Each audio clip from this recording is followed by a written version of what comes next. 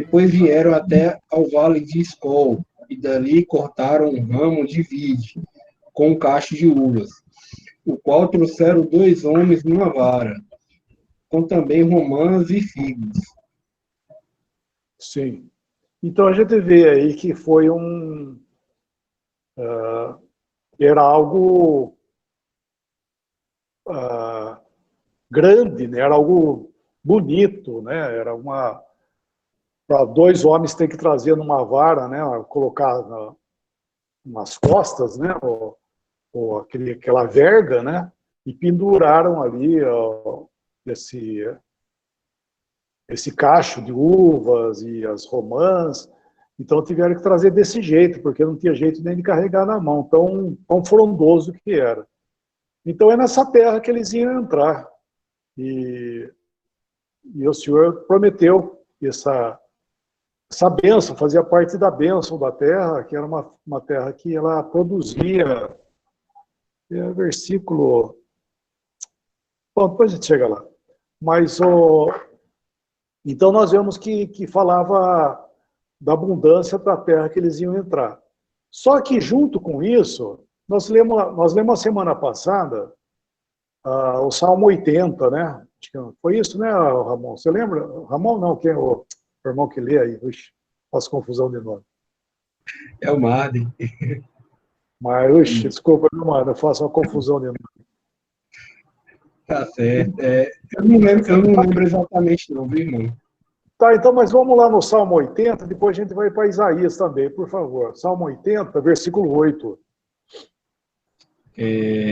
Trouxeste uma videira do Egito, expulsaste as nações e a plantaste. Certo, então ele está falando de Israel, isso aí, né? Que trouxe essa videira do Egito, expulsasse as nações, né? Limpaste, ou seja, era a terra de Canaã, ele tirou as nações que estavam ali, que eram os jebuseus, os heveus, ele deu uma limpada lá e colocou Israel. Só que ele tem um propósito nisso, Deus, Jeová, né? Tem um propósito. Aí vamos dar uma olhadinha em Isaías capítulo 5 também, por favor. Está dando algum som errado aqui no meu microfone? Avisa aí, irmãos. Tá, não, irmão. Isaías depois de Gênesis aí. Esse é capítulo 5.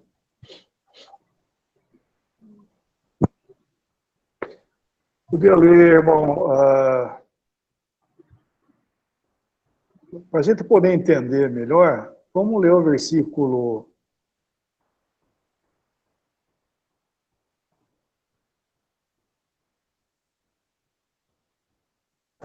É o versículo 7, né? 1 ao 7. 1 ao 7. Isaías 5, versículos 1 ao 7. Agora cantarei ao meu amado o cântico do meu amado, a respeito da sua vinha. O meu amado teve uma vinha num porteiro fertilíssimo. Sacou-a, limpou-a das pedras e plantou as vides escolhidas.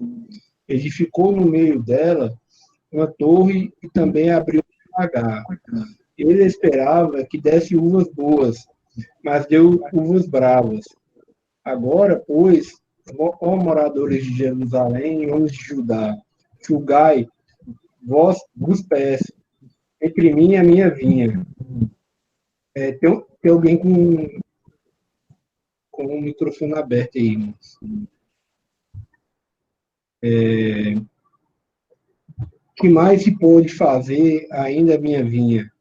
Que eu não lhe tenha feito. E como, esperando eu que desse uvas boas, veio a produzir uvas bravas? Agora, pois, vos farei saber o que pretendo fazer à minha vinha. Tirarei a sua serve para que a vinha sirva de pasto. Derribarei o seu muro para que seja pisada. Torná-la-ei em deserto, não será podada, nem sachada, mas crescerão nelas espinheiros e abrolhos. Às nuvens darei ordens que não derrame chuva sobre ela, porque a vinha do Senhor dos Exércitos é a casa de Israel, e os homens de Judá são a planta direita do Senhor. Esse desejou que exercessem juízo, e eis aí quebrantando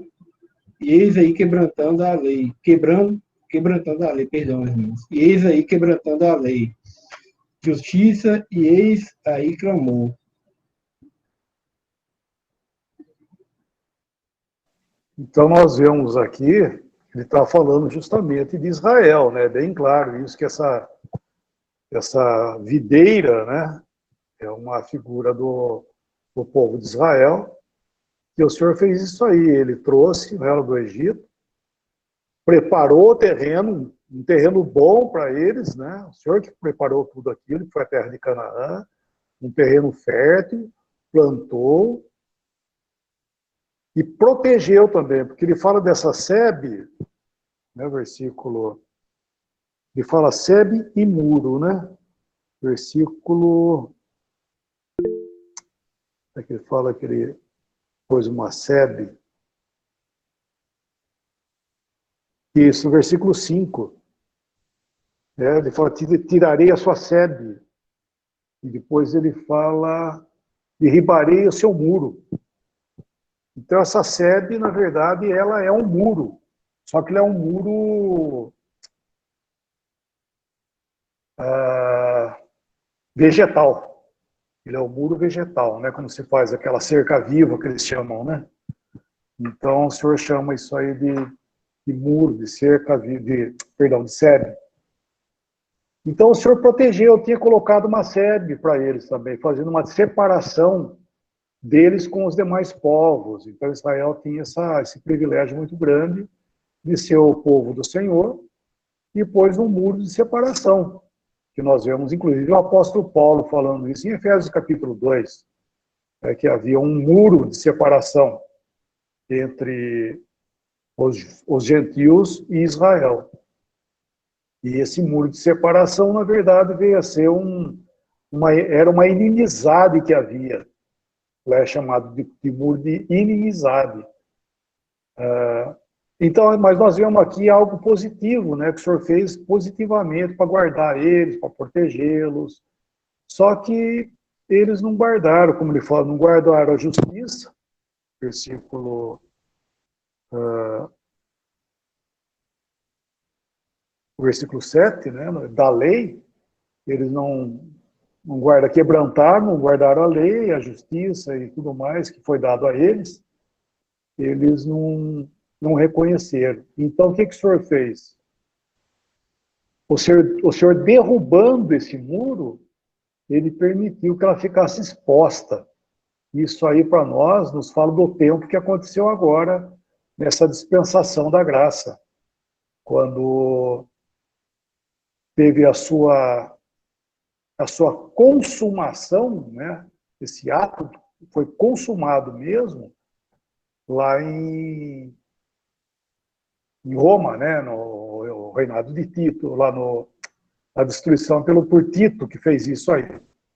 Eles várias vezes foram derrotados, né? O Senhor teve várias vezes que o templo mesmo não foi uma vez só que caiu o templo, várias vezes, e o Senhor permitiu ser restaurado, tudo, né?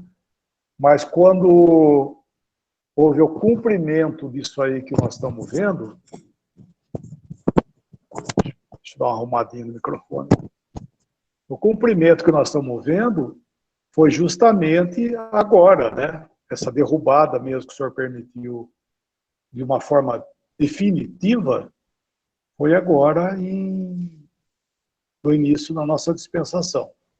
Então, por ela não ter produzido os frutos, o Senhor queria que ela produzisse os frutos, veio dar o quê? Veio da uva brava, ele fala, né? Ou seja, aquela que não serve para nada. Então, nós vimos lá no nosso capítulo de Mateus 26 que houve essa rejeição do Senhor, rejeição num certo sentido, né?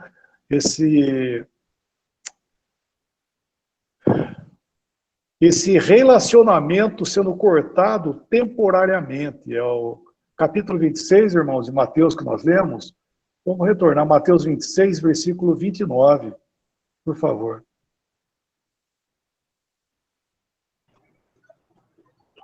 Mateus 26, 29. E digo-vos que, dessa hora em diante, não beberei desse fruto da videira, até aquele dia em que hei de beber novo convosco no reino de meu Pai. Certo, então aí ele está falando justamente isso aí, dessa colocada de lado, vamos dizer assim, né? Ele colocando Israel de lado, e ele não tomaria mais o fruto dela até no reino que ele voltaria. Só que ele voltaria, como foi dito no versículo 28, que nós não lemos aí, né?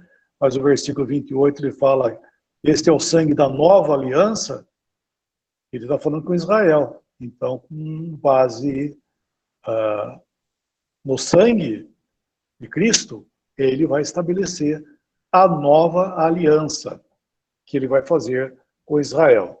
Eu não sei se nós lemos já semana passada acerca dessa nova aliança em Hebreus, ou irmãos? Você lembra, os irmãos aí?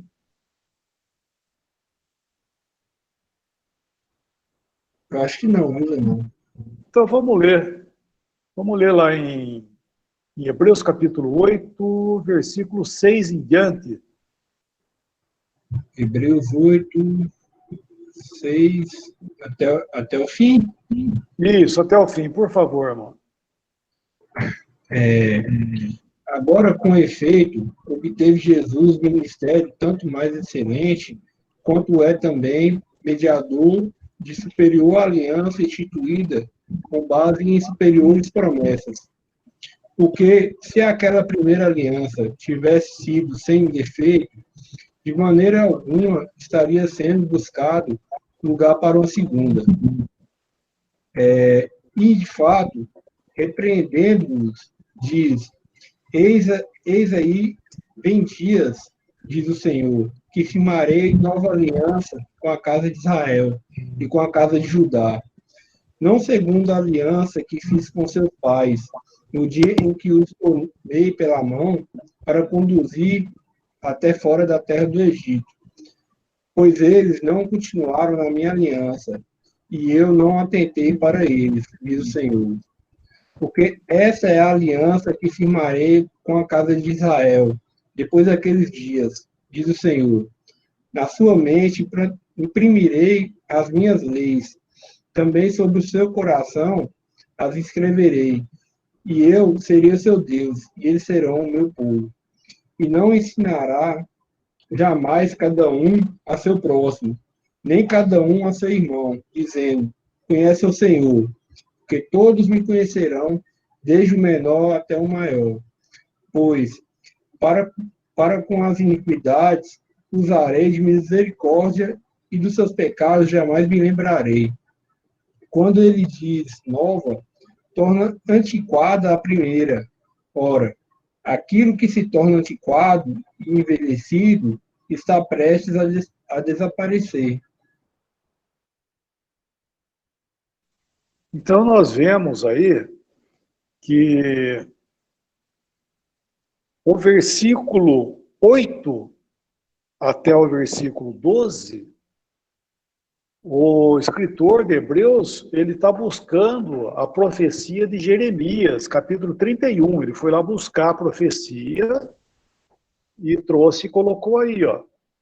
Por isso que ele fala que obteve Jesus um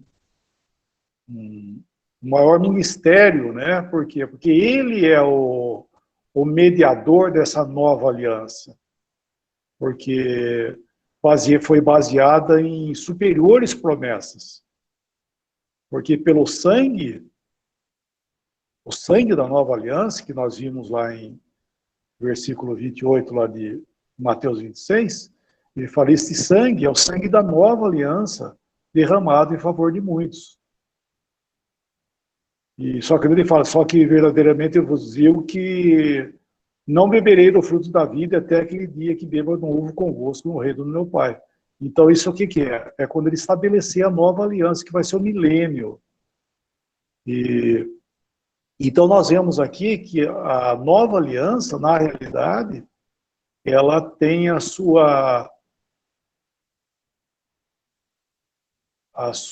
estabelecimento, melhor dizendo, o seu estabelecimento no milênio. Quando o Senhor vier para reinar, ele vai estabelecer o reino dele aqui, que é a nova aliança. Porque o milênio é o cumprimento de todas as bênçãos para Israel. Tudo que o Senhor prometeu lá desde Abraão, né? Desde Abraão que o Senhor prometeu e foi discorrendo por Abraão até Malaquias, nós vemos que todas as promessas que foram feitas, elas terão seu cumprimento no milênio. Então o Senhor virá, e só que ele vai fazer, falando outra vez, ele vai fazer com que a nova aliança seja o ponto de base por milênio. Não vai ser a lei, porque a lei é o que ele falou aí na profecia de Jeremias. Ele faria uma nova aliança com a casa de Israel e com a casa de Judá, não conforme aquela lei que ele fez com eles, quando tirou eles pela mão lá da terra do Egito. Porque eles não permaneceram. Porque a lei estava tudo em ordem, não tem problema nenhum. A lei, inclusive, vai ser citada outra vez no milênio. Mas o problema não era a lei, o problema era eles. Então o Senhor tinha que estabelecer isso em graça. Né? Em graça. Então o sangue da cruz de Cristo, ele é a base da nova aliança. Então nós vemos que é isso que vai acontecer. Então essa videira, ela vai ser tratada outra vez? Vai ser tratada outra vez. O Senhor vai voltar. Só que no momento, lá no início, há 2000 anos atrás, praticamente, vamos falar assim, foi derrubado esse muro, essa sebe foi derrubada e ela foi contaminada e teve espinhos e tudo mais. O que é isso? Isso é hoje Israel perdendo os privilégios dele, né? Esse testemunho que eles tinham para com o Senhor, eles perderam completamente. Só que a videira está mais ligada ao seu relacionamento de Israel com Jeová. Então é interessante porque ele não fala ali, em Mateus 26, como nos outros evangelhos também, ele não fala, não beberei, ou melhor, ele não falou, não tomarei de nenhum fruto da figueira. Ele não fala isso, ele fala, não beberei mais o fruto da videira. Por quê? Porque a videira está relacionado com Jeová. Que é o que o Senhor fez com eles para que eles frutificassem. Era parte de comunhão que nós vemos que eles tinham com o Senhor, né, com Jeová. Só que eles não deram fruto para o Senhor, eles deram fruto a uvas bravas, que não serve, né, não serve. Então, nesse sentido aí que nós vemos que eles estão, né, até hoje no aguardo, esperando a bênção. Só que antes da bênção, eles terão que ser tratados. Nós já falamos isso há algum tempo atrás, em alguma das lives aí, que eles terão que ser tratados durante a grande tribulação para arrependimento. Depois que eles se arrependerem e tudo mais, aí o Senhor vem e vai iniciar o milênio, né? Com base no arrependimento deles também. O Senhor que vai fazer isso, que é Zacarias, né, que fala que o próprio Senhor vai derramar. Quiser ler também, irmão? Zacarias, por favor.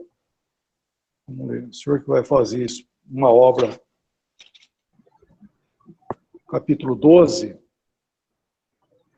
Capítulo 12 de Zacarias. 10 e 11. Versículos 10 e 11. Zacarias 12, versículo 10 e 11. E sobre a casa de Davi e sobre os habitantes de Jerusalém derramarei o espírito da graça e de súplicas, Olharão para aquele a quem transpassaram, planteá-lo-ão como quem planteia por um unigênito, e chorarão por ele como se chora amargamente pelo primogênito. Naquele dia será grande o pranto em Jerusalém, como o pranto em Haddad Rimon, no vale de Megido. Então, nós vemos que é ele que vai fazer essa operação, lógico, como é próprio do Senhor, né? É ele que vai derramar arrependimento, né? Porque o arrependimento, ele é produzido nos corações por Deus. É Deus que promove arrependimento, né? E é o que ele vai fazer no versículo 10, é que ele vai derramar um espírito de graça e de súplica. Então, eles vão plantear pelo Senhor, né? Eles vão ver o Senhor, que o Senhor virá para eles, né? Eles vão chorar e vão plantear pelo Senhor e vão reconhecer o que eles fizeram. Então, aqui o tratamento é diretamente deles com Jeová. Então, aqui o que é? Aqui é a videira. E nós falamos também da figueira, né? Vamos dar uma olhadinha na figueira também. Ver uns versículos primeiro. Bom, lembrar também, só um detalhezinho da videira, que no capítulo 15 de João, o Senhor se coloca daí como sendo ele a videira verdadeira. Eu sou a videira verdadeira. Então, Israel foi passado, né, nesse caráter, e o Senhor, na verdade, quem deu os frutos legítimos, realmente tem que ser o Senhor, né? Irmão, Oi, pode falar, irmão. antes de você passar para a figueira, você poderia dar um exemplo desse fruto de Israel que deveria ser para Jeová? Só um exemplo prático, assim, só para ter uma ideia assim melhor? Se possível, não sei se... Olha, nós vemos que, eu pelo menos, eu entendo que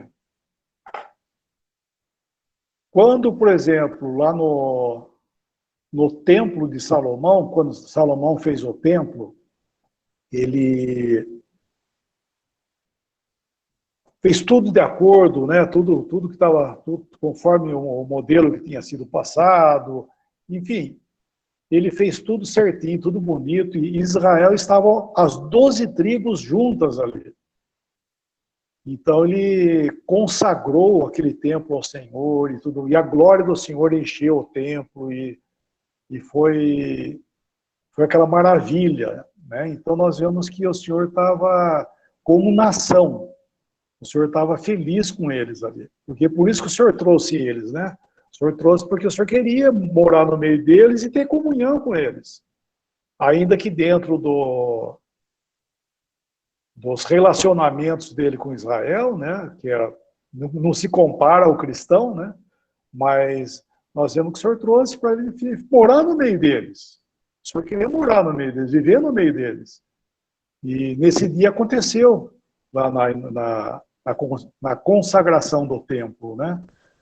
Então ali nós vemos que houve uma bênção muito grande, nós vemos como é que a oração de Salomão também, nós vemos que Salomão, a gente lê a oração dele, é uma oração maravilhosa. Ele não pede nada para ele pede simplesmente sabedoria para conduzir o povo, ele não pede riqueza, ele não pede força contra os seus inimigos, ele pede sabedoria que Deus desse para ele conduzir o povo que era do Senhor, ele queria fazer algo em temor a Jeová. Então foi uma maravilha, né? Tudo aquilo que aconteceu, o reinado de Salomão, inclusive, foi uma maravilha também. E na verdade, ali, Salomão é uma figura do milênio, de Cristo reinando em glória. Davi é uma figura de Cristo rejeitado, porque ele passou a vida inteira dele fugindo de Saul. A vitória dele, inclusive, foi fugir. Ele passou a vida inteira fugindo. E quando ele tomou o trono, ele não pôde reinar em paz.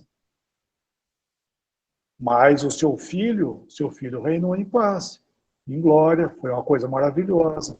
Então, Davi tinha deixado para ele tudo que ele precisava, deixou para Salomão fazer o que tinha que ser feito. Então, isso é uma figura de Cristo, que o Senhor Jesus veio, era ele o rei de Israel? Sim, mas ele foi rejeitado, ele foi perseguido a vida inteira dele, ele foi um homem figuradamente fugido, né?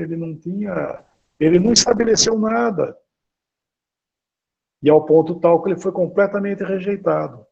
Só que nessa vinda dele, ele lançou as bases, que foi na cruz do Calvário, né? Por isso que eu falei que a base do milênio, que o Senhor virá em glória, vai estabelecer o reino, agora ele vem em glória, em poder, para julgar as nações. Sim, tudo isso é uma verdade. Mas as bases foram lançadas na cruz do Calvário. É com base no sangue. Este sangue é o sangue da nova aliança. Né? Ele não fala do poder que ele viria estabelecer o reino, ele fala do sangue que foi derramado. Então, assim foi Davi. Davi, na sua rejeição, ele preparou tudo, toda a base do reinado do seu filho, Salomão, ele que preparou. Só que ele mesmo não gozou de nada, porque ele não pôde fazer isso. Daí Salomão vem e estabelece aquela maravilha. Então, já era uma figura, né, do milênio. O milênio, sim, vai ser a verdadeira videira dando os seus frutos para Jeová. Mas com base no quê? Com base na graça. E agora, individualmente, nós vemos que houve muitas ocasiões, né, que as ofertas que eram feitas, elas, quando exalavam e fala assim que o Senhor aspirou o doce aroma da oferta, isso era uma figura dessa comunhão que o Senhor tinha que ele queria, na verdade, como nação. Ele acabou ficando uma coisa mais individual, porque somente no reinado de Salomão é que as 12 tribos estiveram juntas. Vocês lembram que logo quando Salomão passou o reino dele para Roboão, que era o filho dele, nós vemos que no reinado de Roboão já houve a divisão. E ficaram 2 tribos em Jerusalém, que foi Judá e Benjamim, e as 10 foram seguir Jeroboão. E houve aquela divisão feia que nunca mais consertou. Então, isso como na realidade, como um fruto mesmo, só foi o reinado de Salomão. Depois disso, como nação, ficou quebrado. Então, o Senhor ficou tratando mais com aqueles que estavam ali em Jerusalém, a Judéia ali, que foram chamados de judeus. Então foi com eles que o Senhor ficou tratando, porque o centro de tudo era Jerusalém, né? Isso é óbvio, né? Isso nós vemos antes deles entrarem na Terra da Promessa. Nós vemos em Deuteronômio a anunciação da entrada deles na Terra da Promessa. Ele já avisa que ele, Jeová, escolheria uma cidade para habitar o nome dele ali, e ali seria o lugar de adoração, e ele está fazendo referência a Jerusalém, que outrora era Jebus, né, depois que mudou o nome para Jerusalém. Então, bom, o único tempo que eu vi aí, que eu vejo na minha ótica, né, particular, aqui estou falando de mim, que foi lá em Salomão, que houve um fruto para Jeová de acordo com Jeová. Então, no caso aí, seria... eles só poderiam dar fruto para Jeová se tivesse a fidelidade nessa unidade aí, de estarem juntos mesmo? Seria isso? Não, eu estou dizendo que como nação, né? Perdão. Eu estou falando que como nação, eles fizeram isso somente com Salomão. E daí, quando houve a divisão, o Senhor permitiu que Jerusalém ainda ficasse sendo o centro de adoração. Só que quem esteve lá, quem ficou lá, melhor dizendo, foi Judá e Benjamim. com alguns outros de outras tribos também. E eles ficaram dando frutos? Sim, num certo sentido, sim. Quando eles voltaram, por exemplo, do cativeiro, lá de Neemias, Esdras e Neemias, né, juntando os dois ali, nós vemos que eles estavam fazendo algo para Jeová, com muita fraqueza, mas eles retornaram aos interesses de Jeová.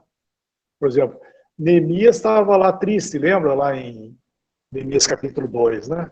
Ele estava triste lá na frente do rei Artaxerxes, ao ponto tal do rei falar: o que você quer? O que é essa sua cara, sendo que você não está doente?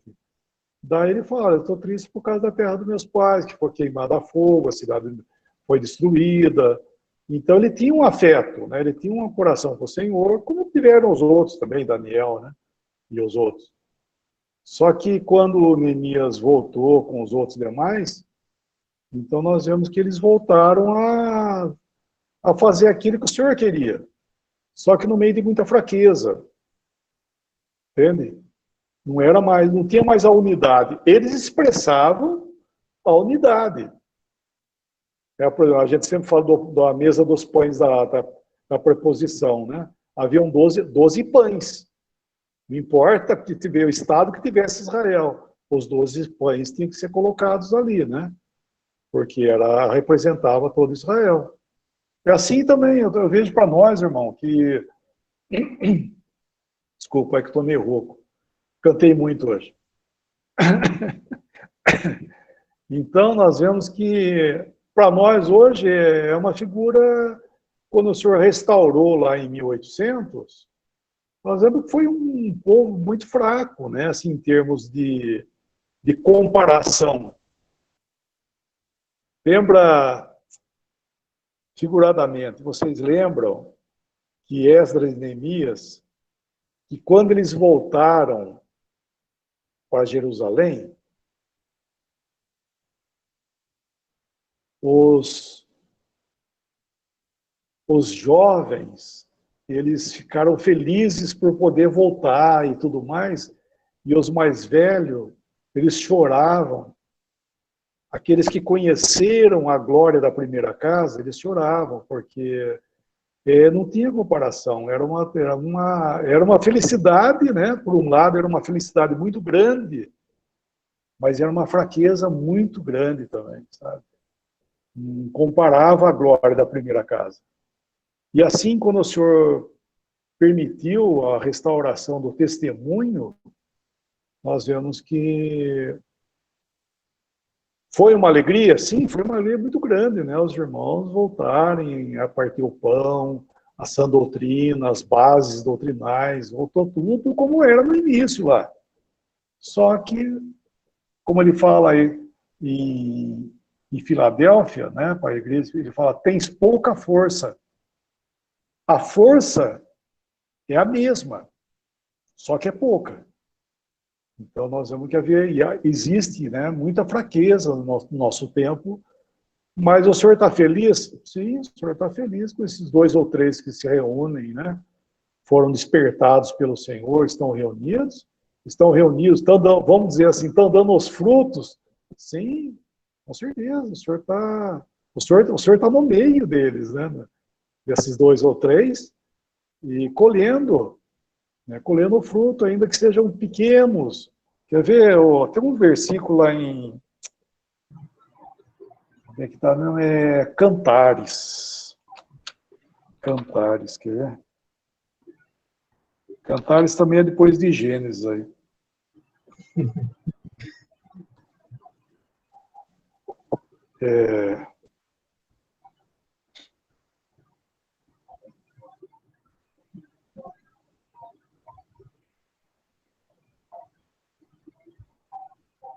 Isso.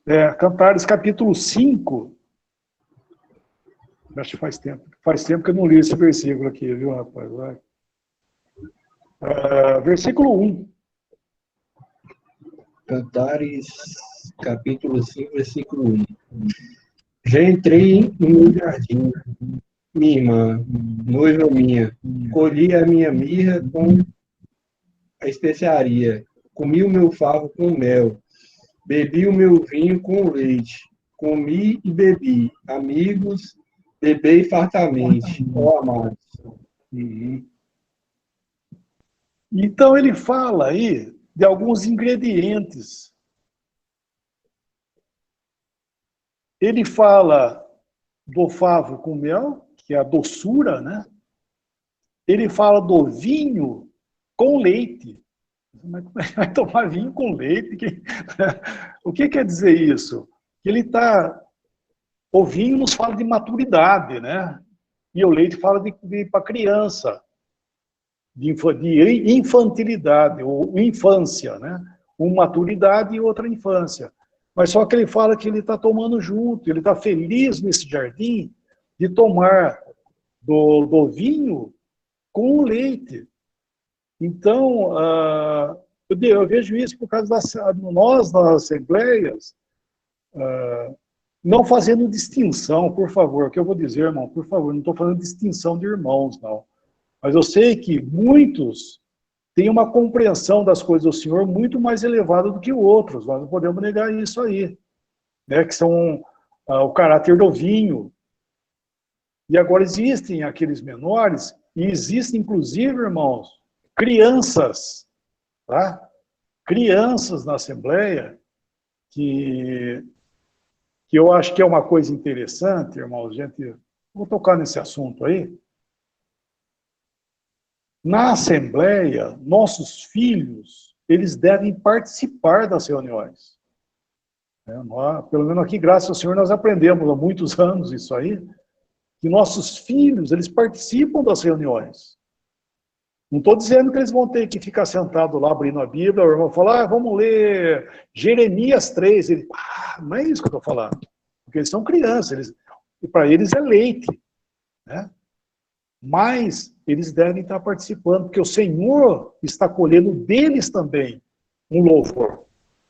O Senhor está colhendo deles essa, vamos chamar assim, essa porção que eles têm. Então ele toma do vinho junto com o leite também. E o mel também, que é a doçura, né, desse momento. Então, isso estou dizendo porque nós estamos vivendo justamente num tempo que o Senhor sempre teve o prazer de estar no meio desses 2 ou 3, né? Mas quando houve essa restauração, ela foi muito fraca, ela não tem comparação do que era no início. É realmente muito fraca ao ponto tal que nem entre os cristãos isso teve valor, né? Hoje fala-se, por exemplo, se nós falamos, puxa vida, agora nós entramos no outro assunto aí. Ai, ai, ai. Porque oi. Tá muito bom, irmão, tá bom. Será que não estou indo muito longe? Não estou devagando muito, não, mano? Tá bom, pode ficar à vontade. Fica à vontade, tá ótimo. Porque isso nos fala do testemunho do Senhor, né? Porque nós vemos que quem ficou sendo testemunho do Senhor, depois de toda a ruína que aconteceu, baseado nas 7 igrejas, quem sobrou como testemunho, sendo o testemunho do Senhor, foi o catolicismo, foi Jezabel. Não tinha outros. Não tinha um grupo, irmãos. Isso, olha, nós vamos entender isso aí. Quando fala que o Senhor guardava o remanescente, por exemplo, lá em Tiatira, tinha um remanescente que era guardado. Esse remanescente que o Senhor guardou, não eram 2 ou 3 reunidos ao nome dele, não é isso.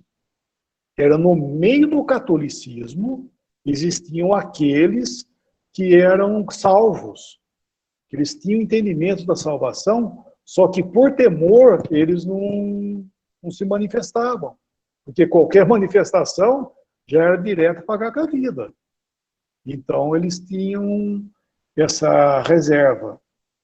Só que daí, em 1500, o Senhor tirou do meio deles um outro povo, que foi a igreja de Sardo, que foi o quê? Que foi a reforma. Então passou a ser o quê? O chamado protestantismo, né? Então virou dois povos daí, né? Vamos chamar assim, dois povos cristãos. Como é que eu posso falar? Deixa eu achar uma palavra. Posição eclesiástica. Dá para entender isso, irmão? Posição eclesiástica? Será que dá para entender isso? São duas posições eclesiásticas, o catolicismo e o protestantismo. Eles não se misturavam.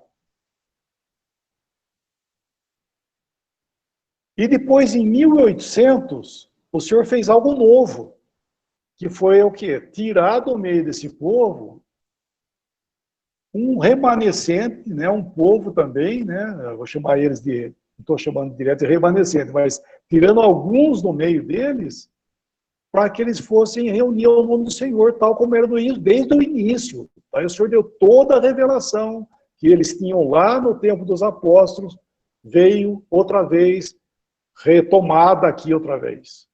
E foi feito com quem? Foi feito com esses dois ou três, reunidos ao nome do Senhor Jesus. Então, eu quero dizer o seguinte, hoje, você fala assim, como dizer, você vai até num outro país aí, você fala, pergunta uma pessoa, você sabe o que é catolicismo? Ah, eu sei o que é catolicismo, sei o que é isso, sim, opa. Você sabe o que é protestantismo? Sei, eu sei mesmo. O protestante foi lá com Lutero, teve até o aniversário de 500 anos aí, que foi feito mundialmente, a coisa também, né, de uma forma geral. E você sabe o que é estar reunido ao nome do Senhor Jesus? Ah, eu sei. Está todo mundo reunido ao nome do Senhor Jesus. Ah, tem uns caras na esquina ali, ó, que reúne lá, eles reúnem no nome de Jesus também, eles não têm placa. Entendeu? Olha que coisa, que vergonha, irmão. Não sabe o que é isso. Entendeu? Foi um evento que o Senhor fez que os próprios cristãos não se deram conta que o Senhor tinha feito uma obra. Foi tratado isso como um grupo de exclusivistas, que é o que eles chamam da gente muitas vezes. Ah, vocês são os exclusivistas. Então não tem, você entendeu? Isso que eu quero dizer, não tem conhecimento, não existe um conhecimento. Ah, vocês são dos irmãos reunidos? Não tem isso. A gente a gente são os grupinhos aí reunidos, entendeu? Uma coisa desprezível. Então, mas o Senhor não fez questão disso. O Senhor se identificou com esses dois ou três, com pouca força, mas guardando a palavra e não negando o nome do Senhor. Então, isso é um lugar onde o Senhor está? Sim, esse é o lugar onde o Senhor está. Então, ele está tomando dos frutos? Sim, é nesse lugar que ele está fazendo isso aí. Figuradamente, né, dizendo, né? É nessa posição aí, graças ao Senhor. Então, isso é a videira, né? Falando em Israel. Irmão, posição eclesiástica seria assim, porque o Senhor mesmo instituiu? Não, Não? não. Porque o catolicismo não foi obra do Senhor, né? Foi a mão do homem ali, né? O Senhor não... Quando eu falo que o único testemunho que tinha era o catolicismo, não estou falando da forma positiva. Estou falando que o cristianismo, né, a cristandade, quem que era cristão? Né? Aonde que, vamos dizer assim, aonde é que eu encontro cristão? Era o catolicismo. Eram eles. Era aquela vergonha, né, vamos dizer assim. Né? Aquela vergonha era o que tinha. Era o que tinha. Agora, existia os salvos no meio deles, que tinham temor de Deus e tudo mais, eram piedosos? Sim, mas estavam onde? Estavam lá no meio. Eles estavam no meio, eles não estavam apartados. Eu, quando me converti, achei, quando comecei a entender sobre separar-se, né? separar o nome ter um povo separado ao nome do Senhor, eu achava que sempre tinha existido isso. No meu conceito, eu achava isso, que o Senhor foi fiel ao ponto tal de sempre guardar esses 2 ou 3, sempre. Mas não era, eu estava enganado. Não é assim. Então, esses que temiam o Senhor estavam misturados. E quando teve aquele apartar-se lá em 1500, falando outra vez, com Lutero, também virou o homem no meio, né? O Senhor fez uma obra e o homem entrou no meio. Eu sempre falo isso. Seria como se fossem 2 partidos, irmão, igual havia no judaísmo também, né? Tinha os fariseus, tinha os saduceus.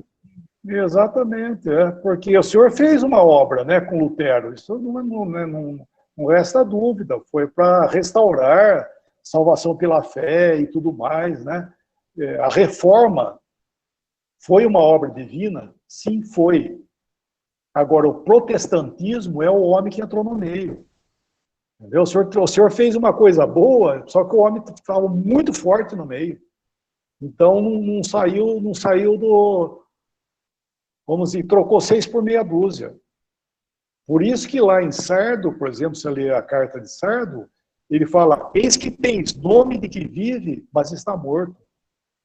Por quê? Porque não saiu de lá, saíram do catolicismo, julgaram as obras do catolicismo, mas não julgaram o sistema. Fizeram a mesma coisa. É o mesmo sistema. Só não faz as obras do catolicismo, mas o sistema é o mesmo. Então tem nome de que vive, mas está morto igual. Então o Senhor que teve que fazer algo em 1800 para restaurar o que estava tudo entulhado. Então Lutero, infelizmente, não desentulhou. Só algumas coisas foram trazidas à tona, mas não ficou, sabe, ficou muito vago, ficou muito, sabe, muito sem poder, né? Que nem ele falou tanto da salvação pela fé, coisa e tal, mas você vê que os crentaiados, no fim, ninguém tinha dúvida, todo mundo tinha dúvida, ninguém tinha certeza de nada, e foi um caos, né? Então, aí você fala, é nome de que vive, mas está morto, porque, infelizmente, não abraçaram realmente o que Lutero tinha feito lá. E eu não sei também até onde que foi a compreensão de Lutero no sentido doutrinal, no sentido de um coração para Deus, sabe? Eu não sei se teve muita política no meio também, sabe? O senhor sabe disso. Espera um pouquinho, senhor.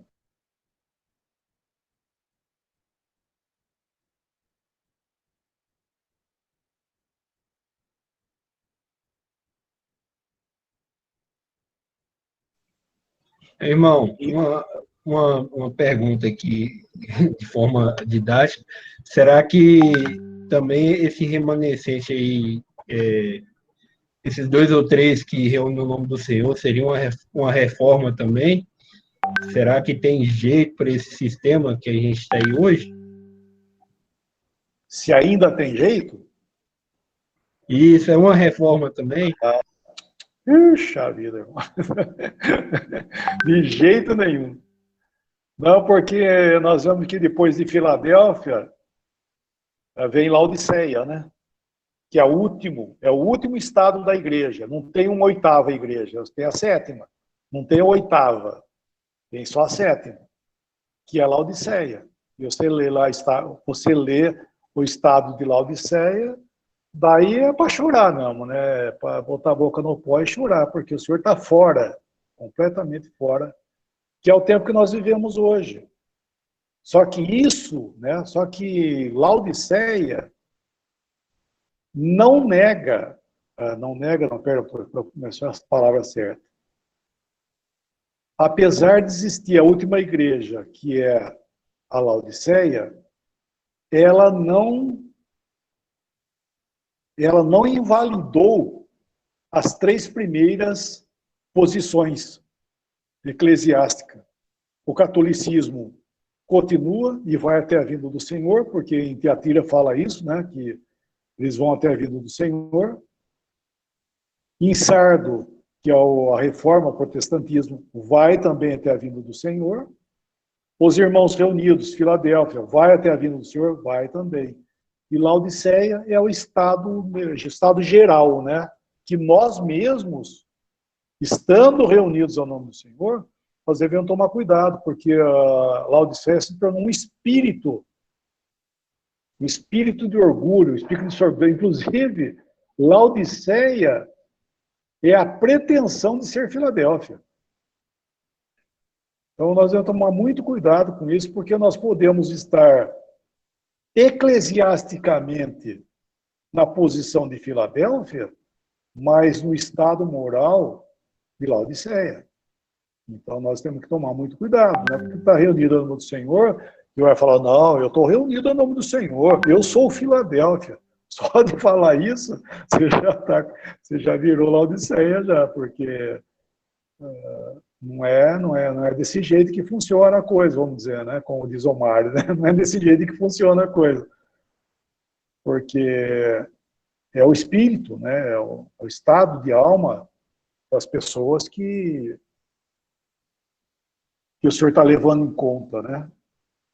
Então é muito sério, reunir ao nome do Senhor Jesus é muito sério.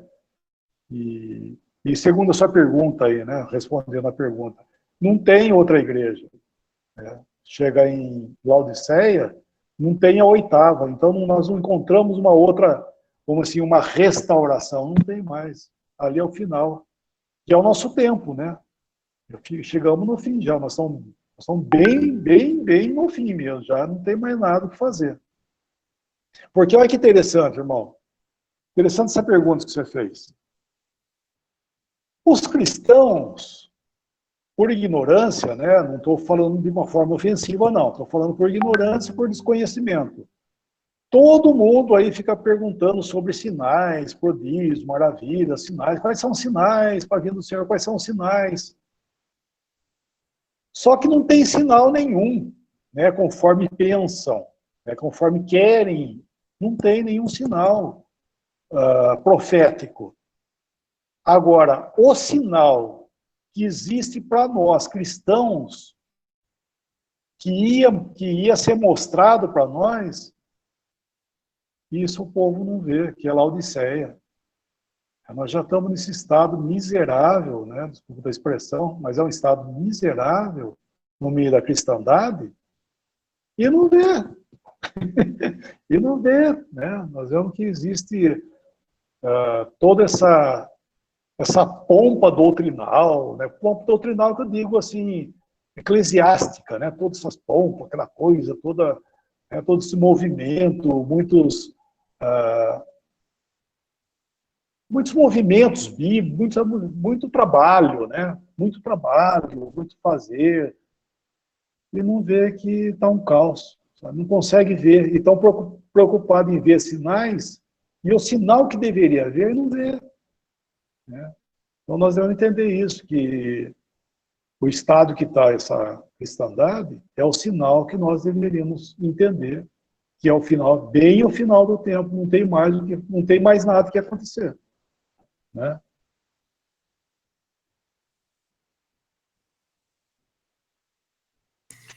Seria isso, irmão, muito parecido com o estado lá dos judeus, quando o Senhor veio, que não estava percebendo nada, e toda hora pedia sinal ao Senhor, e vários sinais ali, e eles naquela insistência. Seria mais ou menos isso?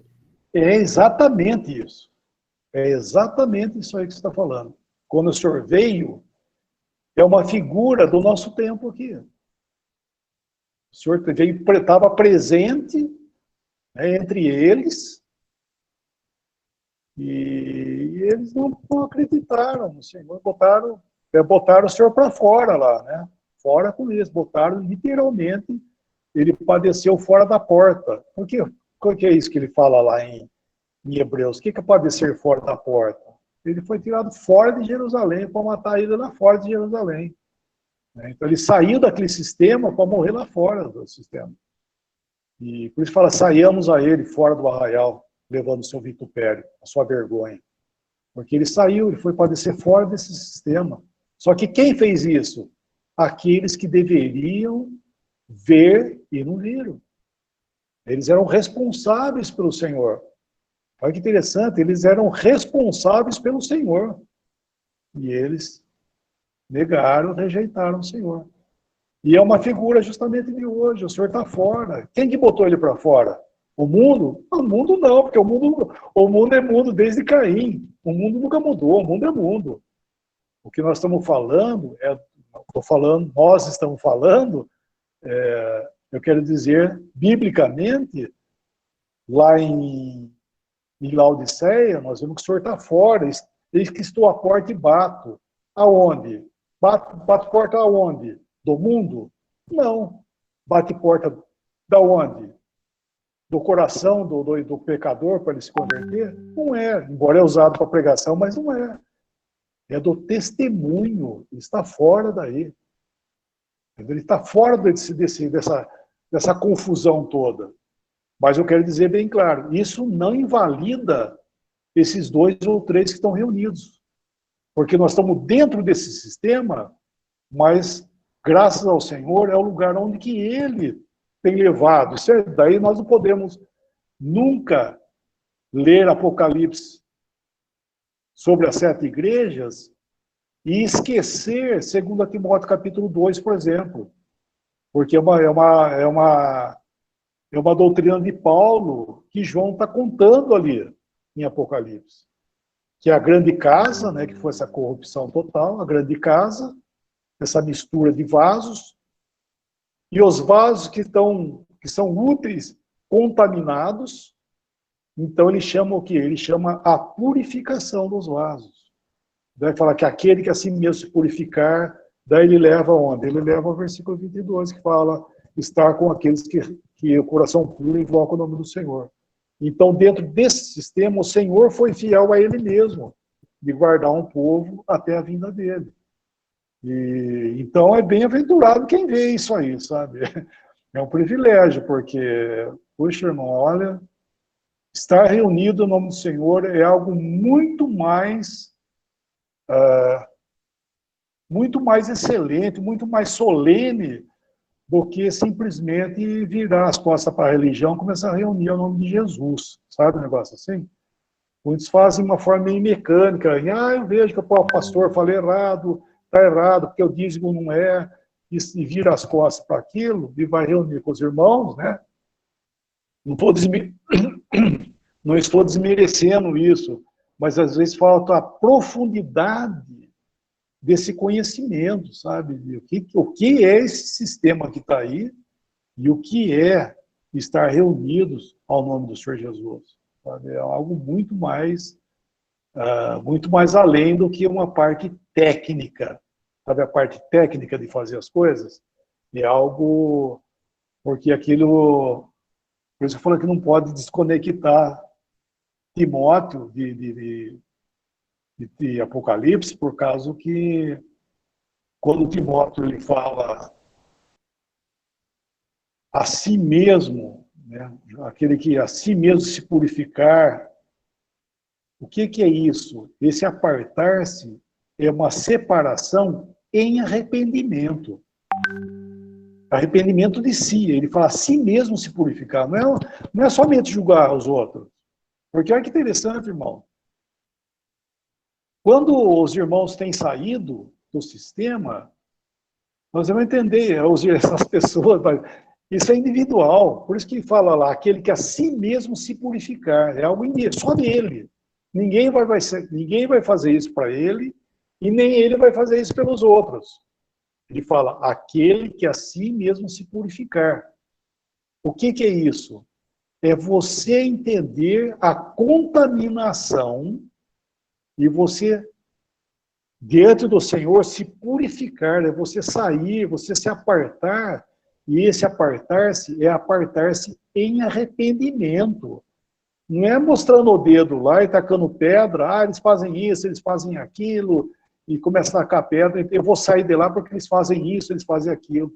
Não é isso. É sair de lá em arrependimento, porque você estava fazendo umas práticas erradas. É você que viu. que está essa contaminação, então você vai se apartar arrependido do que você fazia. É que nem a conversão, né? Conversão, o que é uma pessoa que se converte ao Senhor? O que é conversão? Ele vai a Cristo porque ele olha, vê todo mundo, um monte de pecador, e vai falar, não, eu não sou igual a eles, eu vou ser cristão porque eu não sou igual a eles. É isso? Não. Ele vê que ele é um pecador perdido igual a todos, mas o Senhor salvou ele. O Senhor teve misericórdia, então ele larga do mundo, porque ele vai largar do mundo, né? O mundo não tem nada a ver com ele mais. Então ele vai a Cristo, ele vai andar com Cristo, e não anda mais com as suas companhias anteriores, por quê? Porque ele é melhor? Não, porque não serve mais. É outra esfera de comunhão, é outros pensamentos. E assim é a reunião do Senhor, sabe? É virar as costas para esse sistema como não, né? É uma conversão, sabe? É uma conversão isso aí. É a pessoa sair em arrependimento, sabe? Não é só, eles fazem errado, lá, não sei o quê, o pastor falava mesmo, pensa atacar pedra como ele fosse bonzinho. Você estava lá, não é verdade? Estava lá.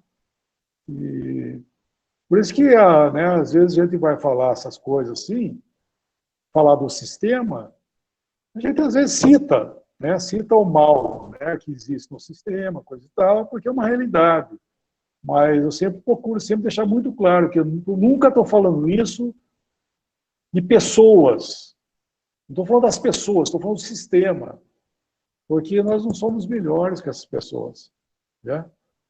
Não é verdade? Porque é o Senhor que está fazendo essa obra. Então, quando nós acharmos que nós somos melhores, então você já está no mesmo espírito. Né? Está no mesmo espírito. Irmão, me fez lembrar daquele episódio lá de 2 Reis, capítulo 22, do rei Josias, quando o sacerdote Ilquias, ele acha a palavra do Senhor, né? E não sei se é ele que... Deixa eu ver aqui, eu estou até com aberto. E lê a palavra do Senhor para o rei, né? Porque aparentemente aqui eu acho que ela estava perdida, né? Lá no templo. Então o sacerdote acha, né? O sacerdote Ilquias que acha isso. E depois o escrivão Safã, ele lê para o rei, né? A palavra do Senhor, e ali o rei entende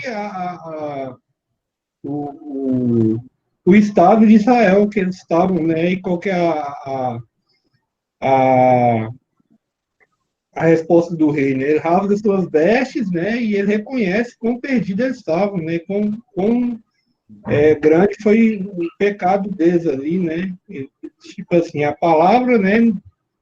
Pelo que eu entendi aqui lendo os versículos, ela estava oculta, né? Eles não tinham acesso à palavra. Até então que esse sacerdote encontra a palavra lá no templo, aí traz a palavra e o rei recebe a leitura da palavra e ele reconhece o estado, né, que eles estavam vivendo, né? E aí ele se arrepende, rasga a veste, né? Nesse sentido, seria assim também o nosso estado, né, irmão? Depois que a gente agora conhece as verdades do Senhor, a palavra dele, né? E acontece realmente, acontece isso, né? A gente, quando conheceu o Senhor, e mesmo o erro, né? Eu falo isso de mim mesmo, da gente acabar achando que foi pelo conhecimento da gente próprio, mas não foi, né? É sempre o Senhor que revela, a gente deve se reconhecer que a gente fez parte disso aí também, né? E é o estado no coletivo, né? O testemunho, falando com o testemunho atual, né? É uma situação de vergonha. É exatamente isso aí. Porque o senhor reavivou a palavra. O senhor que fez, é uma obra divina, né? Que o senhor fez também, né? Com esse remanescente com respeito à verdade, né? Porque, na verdade, a palavra remanescente são os salvos, né? Mas com respeito à verdade, Senhor separou, né, dentre esse povo, alguns. Mas foi uma obra divina, ninguém teve. Os irmãos lá, aqueles 6, 7 irmãos que tomaram essa postura lá em 1826, eles não fizeram aquilo porque eles, ó que nós descobrimos, olha nós, olha nós. Não, sabe, eles foram em obediência ao Senhor, fazer aquilo que eles entenderam na palavra, foi revelada a palavra para eles. Só que foi feito tudo em humilhação. Foi uma coisa assim, com alegria, né? Quando eu falo humilhação, é no sentido de não soberbamente, né? Foi feita humilhação, mas com alegria, com muito gozo, né? Muito gozo de poder, puxa vida.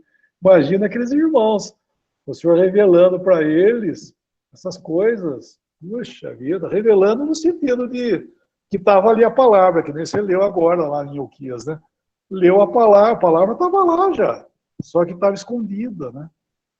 E o Senhor trouxe à tona, e assim foi com os irmãos também. O Senhor trouxe à tona tudo que já estava escrito aqui, não tinha nada, não é nada novo. Foi voltar aos fundamentos outra vez. Isso é um privilégio muito grande. Puxa, eu vejo uma coisa maravilhosa, sabe? Foi o Senhor que fez isso. Por isso que, irmãos, nós devemos entender por que que os irmãos reunidos sabem, nós não podemos ignorar isso. Como é que os irmãos reunidos sabem todas essas coisas, sabem tanta coisa da Escritura? Porque pertence ao lugar, porque o Senhor está lá. Por isso que nós, né, nós, irmãos do século passado, tudo, por que ficaram sabendo de tanta coisa? Quem contou para eles isso aí, né? Vamos dizer assim, né? Quem que contou isso aí? Por que não ouviram isso aí lá fora? Lá fora não ouve, irmão. Não tem isso. Porque isso faz parte de onde o Senhor está. O Senhor é o lugar onde o Senhor está. Não adianta, sabe? Não adianta. Por isso que vamos falar, eu estou dizendo porque uma vez nós estávamos fazendo um estudo de vários dias numa assembleia, junto com alguns irmãos, e tinha lá um casal que era não sei de que lugar aí. E é interessante que tudo que eu falava, ele estava até o nome do casal que comandava o grupo que eles estavam lá. Vamos chamar de João e Maria. Tudo que falava, João e Maria falava essas coisas, que interessante, porque tal. Então, João e Maria falava, que interessante, eles falam isso também, tal. Ela puxa coisa que você vê que pertence às coisas do Senhor, sabe? A assembleia, falando assuntos, então, João e Maria falam essas coisas também, coisa e tal. Daí chegou uma hora, o irmão falou, pera um pouquinho só, o que você está fazendo aqui? Desse jeito para eles. O que vocês estão fazendo aqui? Por quê? Porque se o João e Maria falam tudo isso aí, eu não sei porque saiu de lá. Por que você está saindo de lá para vir aqui? Eu teve que cobrar eles, porque na realidade não é assim, irmãos, que falam, meu, que isso? Se existe uma divisão, ainda que seja sem nome, porque existe algum problema doutrinal. Isso aí você pode ter certeza. Não importa a aparência do grupo, não importa, porque existe algum problema doutrinal. Coisas que aconteceram lá no passado e estão perseverando até hoje os seus erros doutrinais.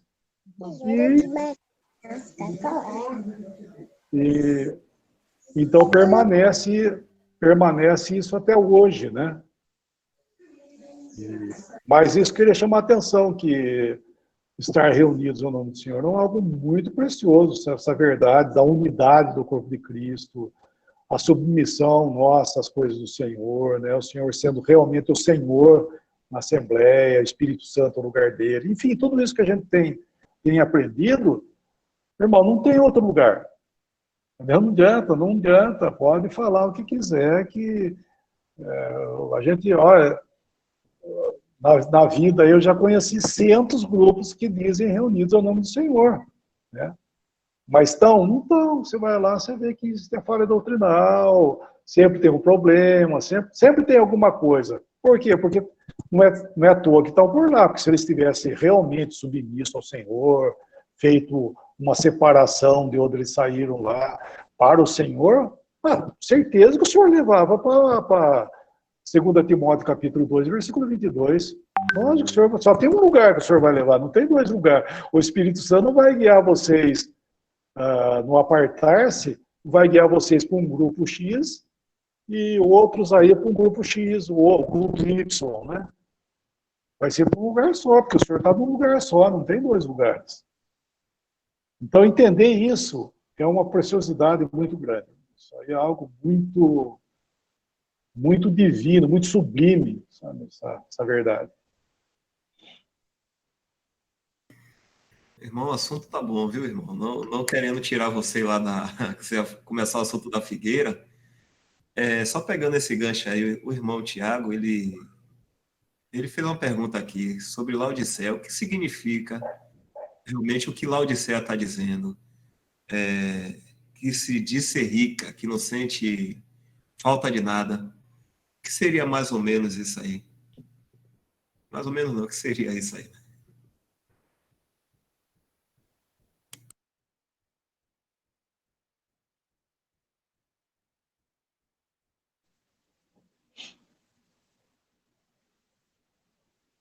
O problema de Laodiceia é que o Senhor está falando uma coisa e eles estão falando outra. Vamos lá ver o versículo lá, pegar o Apocalipse capítulo, capítulo 3.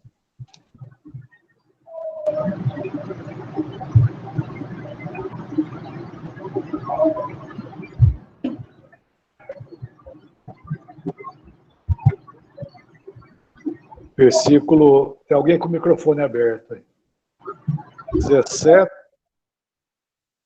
17 e 18, né?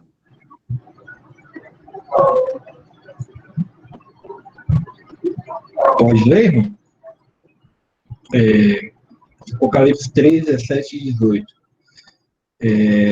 Pois dizes, estou rico e abastado, e não preciso de coisa alguma, e nem sabes que tu és infeliz, sim, miserável, pobre, cego e nu. Aconselho-te que de mim compres ouro refinado pelo fogo para te enriqueceres, vestiduras brancas para te vestires, a fim de que não seja manifesta a vergonha da tua nudez, e colírio para ungires os olhos, a fim de que vejas.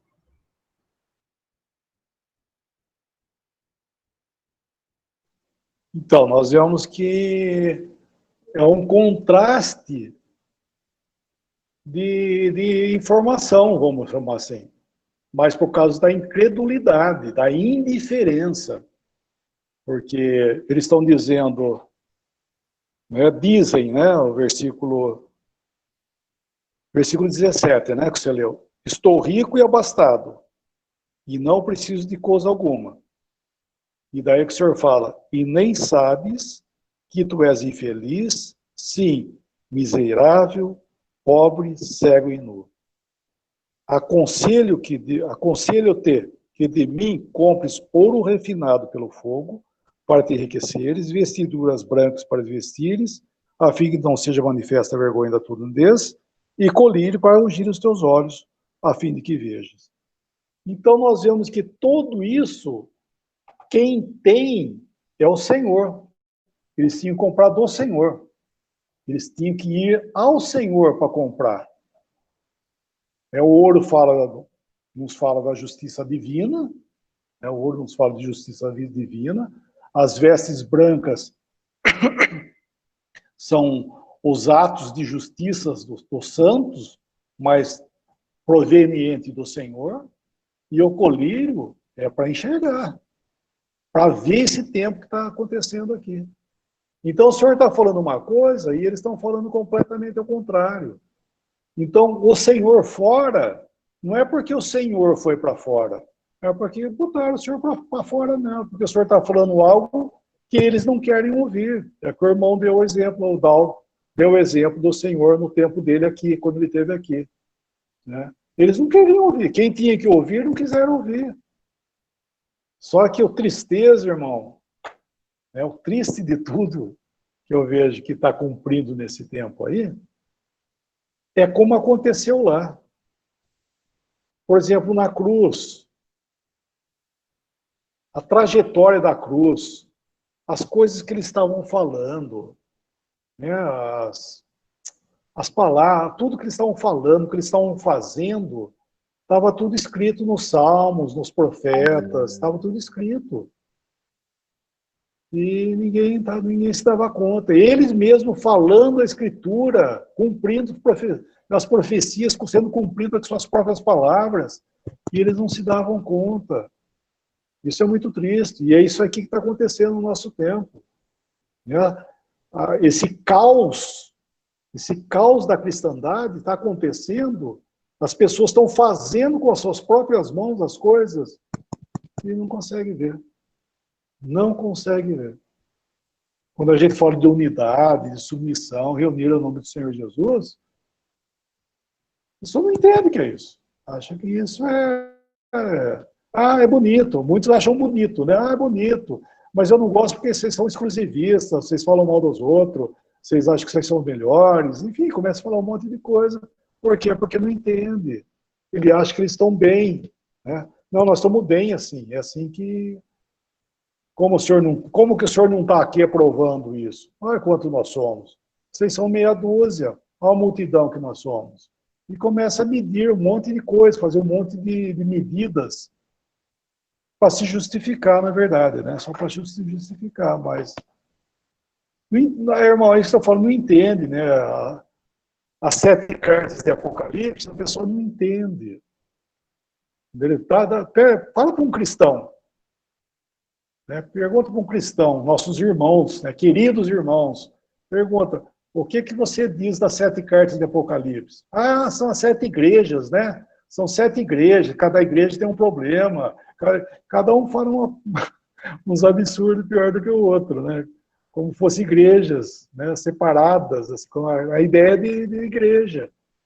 E não entende que aquilo é profético, que aquilo faz parte do desenrolar do sistema cristão no mundo, desde os apóstolos até a vinda do Senhor.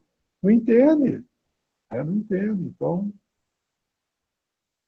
graças ao Senhor, aqui ele sabe que o Senhor fez ouvir. O Senhor fez a gente ouvir. É quando fala, eis que estou à porta e bato, se alguém ouvir a minha voz, o Senhor fez a gente ouvir. Eu sou grato muito ao Senhor, porque Ele fez. Por isso que eu falei que nem conversão. Você queria se converter? Eu não. Nossa, o que eu dava de coisa aí que você... Mas o Senhor fez eu me converter. E assim eu também é reunido no nome do Senhor. No meio dessa cristandade, é o Senhor que faz você ver, porque senão acha que a cristandade, que as coisas do Senhor, é isso aí. Sabe isso aí que a gente olha? É isso aí, não. É isso aí mesmo, sempre foi assim.